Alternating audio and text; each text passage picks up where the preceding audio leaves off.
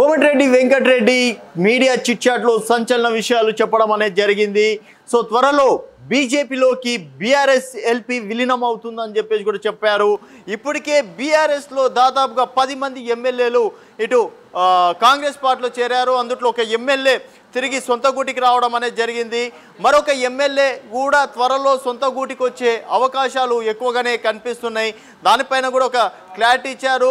మహబూబ్నగర్ జిల్లాలో జరుగుతున్నటువంటి కొన్ని వ్యక్తిగత కారణాలు రాజకీయంలో భాగంగానే గద్వాల్ ఎమ్మెల్యే తిరిగి సొంత గూటికి వెళ్ళారని చెప్పేసి కూడా చెప్పడం అనేది జరిగింది. ఎప్పటి నుంచో చెప్తున్నాను, డెఫినెట్గా బీఆర్ఎస్ బీజేపీ ఇద్దరు కలిసిపోయారు. అంత కావాల్సి మీరు రాసి పెట్టుకోండి.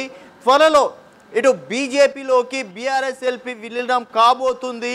ఇది ఆల్రెడీ కేసీఆర్ వెనుక నుంచి మైండ్ గేమ్ ఆడుతున్నారని చెప్పేసి కూడా చెప్పారు. సో ఇది దాదాపుగా మూడోసారి అని చెప్పేసి కూడా చెప్పుకోవచ్చు. మరి కాంగ్రెస్లోకి కూడా దాదాపు ఇంకొక 10 మంది ఎమ్మెల్యేల దాకా రావడానికి రెడీగా ఉన్నారు. కాకపోతే ఇప్పుడు అసెంబ్లీ సెక్షన్స్ నడుస్తున్నాయి కాబట్టి కొంతమేర వాయిదా వేస్తున్నాం. సో డెఫినెట్గా ఇప్పుడు ఉన్నటువంటి సిచ్యువేషన్ చూసుకున్నట్టయితే బీఆర్ఎస్ పార్టీ గతంలో 39 మంది ఎమ్మెల్యేలను గెలిచింది. అందులో ఒక ఎమ్మెల్యే కార్ యాక్సిడెంట్ లో చనిపోవడం అనేది జరిగింది. మిగిలిన 38 మంది ఎమ్మెల్యేలు దాదాపుగా 10 మంది ఎమ్మెల్యేలు ఇటు కాంగ్రెస్ పార్టీలోకి వెళ్లారు. సో 28 మంది ఎమ్మెల్యేలు ప్రస్తుతం బీఆర్ఎస్ లో ఉన్నారు. ఒక ఎమ్మెల్యే మళ్ళీ తిరిగి రావడం తోటి 29కి ఆ సంఖ్య చేరుకుందని చెప్పేసి కూడా చెప్పుకోవచ్చు. సో 20 మంది ఎమ్మెల్యేలతోటి ఇటు బీఆర్ఎస్ ఎల్పీని బీజేపీలోకి విలీనం చేసే అవకాశాలు ఎక్కువగా కనిపిస్తున్నాయని చెప్పేసి కూడా వెంకటరెడ్డి సంచలన విషయాలు చెప్పడం అనేది జరిగింది. మరి నిజంగా కవిత కోసం బీజేపీ తోటి బీఆర్ఎస్ బెండ్ అయిందని చెప్పేసి కూడా చెప్పుకోవచ్చా? లోపల బీఆర్ఎస్ బీజేపీ ఏకమయ్యాయి అని చెప్పేసి కూడా చెప్పుకోవచ్చా? ఈవెన్ అసెంబ్లీలో కూడా కిషన్ రెడ్డి దగ్గరికి కేటీఆర్ జగదీష్ రెడ్డి కూడా నైట్ వెళ్ళి ఢిల్లీకి వెళ్ళి కలవడం అనేది జరిగిందని చెప్పేసి కూడా ఈవెన్ రేవంత్ రెడ్డి గారు కూడా అసెంబ్లీలో చెప్పడం అనేది జరిగింది. అటు రేవంత్ రెడ్డి గారు ఇటు కోమటిరెడ్డి వెంకటరెడ్డి గారు చేసినటువంటి వ్యాఖ్యలు ప్రస్తుతం మీడియాలో సోషల్ మీడియాలో సంచలనంగా మారాయి.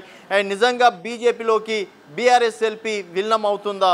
ఎందుకంటే బీఆర్ఎస్ అనేది ఉద్యమ పార్టీ.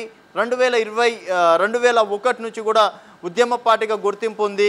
2001 నుంచి కూడా ఎప్పుడు కూడా ఎదురు లేదని చెప్పేసి కూడా చెప్పుకోవచ్చు. మొన్న జరిగినటువంటి శాసనసభ ఎన్నికల్లో కేవలం 39 సీట్లు మాత్రమే రావడం అనేది జరిగింది. ఎంపీ ఎన్నికల్లో చూసుకున్నట్టయితే 0 స్థానానికి పరిమితం అవ్వడం అనేది కూడా జరిగింది.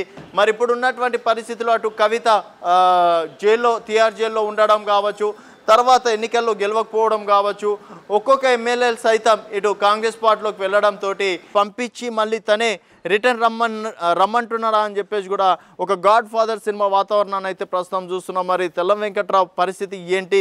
తను సొంత గూటికి బీఆర్ఎస్కి రాబోతున్నాడా లేకపోతే కాంగ్రెస్లోనే కొనసాగుతాడా అనేది మీ అభిప్రాయాల కింద కామెంట్ రూపంలో తెలియజేయండి.